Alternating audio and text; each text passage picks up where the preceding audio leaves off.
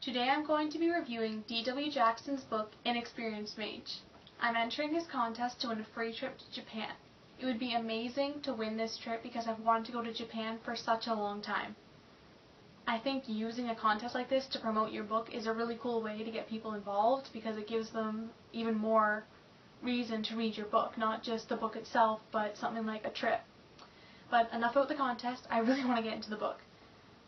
The book, Inexperienced Mage, takes place in a kingdom, or queendom, because it's completely run by women, and men are treated like second-class citizens and are bought and sold as slaves. Mark, or later on Thad, or even later on Claire, is one of those slaves. It's interesting where it starts off. The setting for the beginning of the book takes place at a school where mothers can enroll their sons to start getting taught to be better slaves, so that way they can be sold for more gold, which the family then gets for their sons being sold as slaves. But it's really interesting that at that school they're not just taught how to be a proper slave, they're taught how to read and write. They're well educated. And it's really interesting to see all the other skills that Mark has. He knows about history, and he can sword fight, which is really interesting to me because you would think a slave wouldn't know how to do that, or that a school for slaves wouldn't teach that. But it's interesting to me also that the mothers are willing to sell their children just to make some gold later on. The fact that they're willing to enroll their children in schools like this to make money. You'd think that even if they're boys and they're treated as second-class citizens, their mothers would still love them. The boys are showing off their skills and talents to potential buyers. D.W. Jackson makes it very obvious that the Queen is going to buy Mark, which I think is good because it really helps the story get a kickstart. Spoiler, but not really a spoiler because it's in the title, but when you find out that Mark is a mage or has the ability to use magic, it's really interesting how D.W. Jackson presents that fact.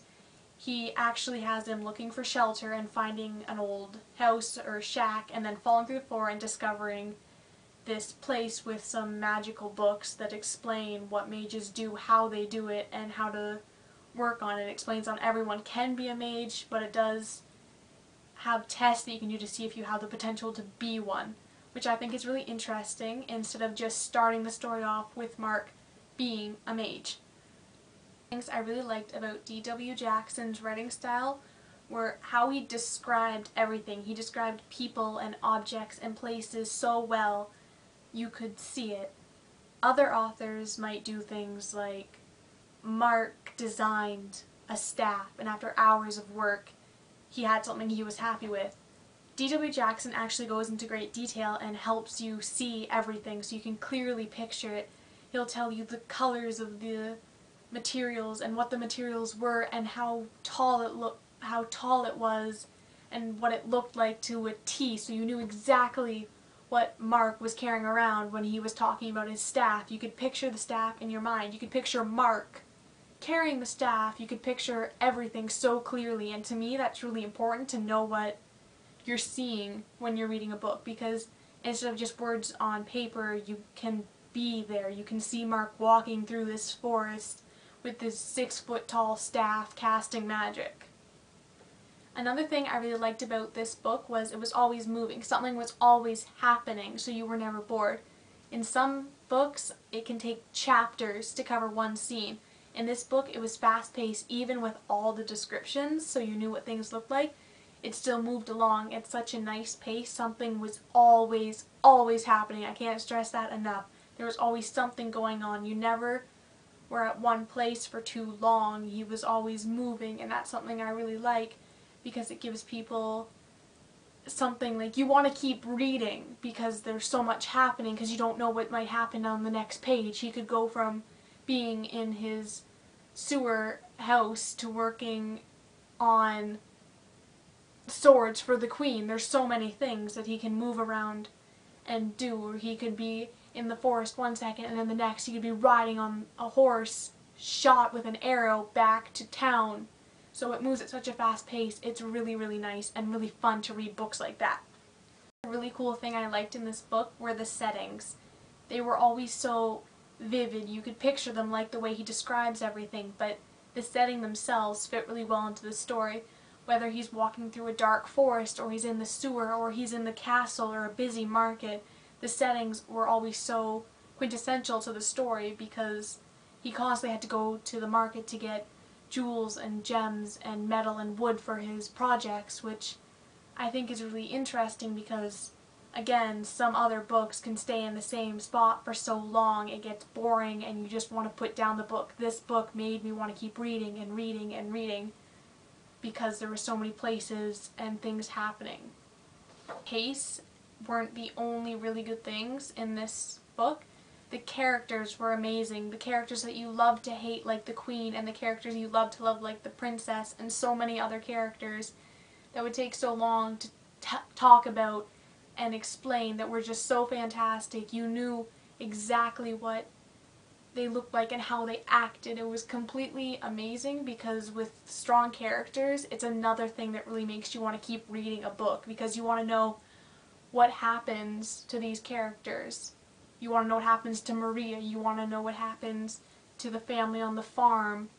It's just this, the characters are so compelling. You want to follow them. You want to know what's happening. You want to see where their lives take them. So I think that's another really important thing for books to have, compelling characters, so you feel like you need them to keep going. Like you feel like you want to keep reading just so you can know what happens to this character. You want to keep reading so you can find out if this character ever sees Mark again, or if this character dies, or if this character becomes successful. The characters were just so amazing in this book. I wanted to find out what happened. Something I would have really liked to see in this story would have been a note talking about the gold and the silver, because I was constantly finding myself wondering how Mark bought a horse for 10 gold and 3 silvers, but then would turn around and buy 14 dresses and 3 skirts and 8 blouses for 10 gold and 7 silver. So I think a little note just explaining how many silvers make a gold and other things like that at the beginning of the book would have been really cool, because I was constantly trying to figure out if he had 20 gold to survive a 3-week trip, would he be able to get gems for other magical items that he wanted to make, or would he be able to afford food and all other things like that. So I think that note at the beginning would have been really cool to see. It wasn't just the writing style of D.W. Jackson that I really liked. The scenes themselves and the story was really amazing. 2 of my favorite parts in the book were probably, my very favorite is the scene where Mark is in the grand room with the queen and a bunch of other people, and he freezes them and escapes the palace. It's just really funny to me to picture Mark freezing everyone and then just strolling out of the castle into the city, and then how furious the queen must have been once the spell wore off. It has to be the scene where Mark is fighting off the bandits that are attacking the town with lightning and fire and just pushing them back, because it was written so well. I could picture the battle as I was reading it, and I was so captivated by it that I didn't want to stop reading. I wanted that battle to go on for so much longer than it did, but I can see why it stopped short, because he was hurt from the arrow that he was shot with previously in the story. I still think it would have been amazing for that battle to keep going, because it was really an amazing part to me, the way it was written out and how you could picture the flames catching fire to the walls that were keeping the bandits out, and the bandits running away once they saw Mark's powers and what he was doing to fend them off. The ending of this book got me really angry, because you'd think that after Mark saved the queen, she'd say something like, "Oh, you can be free now," instead of trying to keep catching him to make him her slave. But no, instead she gets her guard to blow some magic pixie dust in his face that makes him pass out, and then locks him up in her dungeon. Isn't she just lovely? But despite the really angering end of the first book, I'm really interested in this series, and I'm so glad that I found this contest on Rachel and June's channel, because it's a really amazing book, and hopefully, if this continues, an amazing series that I can't wait to read. Thank you for watching my book review on D.W. Jackson's book, The Inexperienced Mage. I hope you have a good day. Bye!